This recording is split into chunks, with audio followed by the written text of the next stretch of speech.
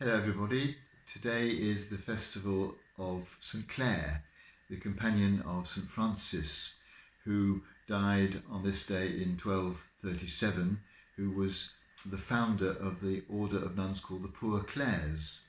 Having heard St Francis speak, Clare decided to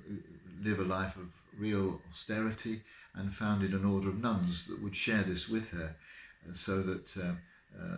they were not allowed to wear shoes, they had to sleep on the floor, they didn't eat meat, they lived a life of almost complete silence. The point was, I think, that the having possessions distracted them from what they saw as their real purpose of life, which was to be devoted to God and to the service of humanity. And I think that, in a sense, that's the point of view Jesus brings to possessions when he tells the rich young man who comes to him that he has to get rid of his money if he's going to discover what real life is all about. And when he sends out his disciples, telling them to take no food, no money, not a spare coat, it was so that they wouldn't be distracted from the task in hand, but could really focus on it. But I don't think that's true of us. Money can be a distraction from other things, and certainly if we're on the breadline, if struggling from one day to the next to find enough food to feed ourselves and our families, or to just give ourselves anything like a reasonably comfortable life, if that's a struggle, then it's not surprising that money dominates in our minds, and it's unfortunate, but probably inevitable. But for those of us, and I'm very fortunate to be one of them, for whom money isn't a problem, I think the point is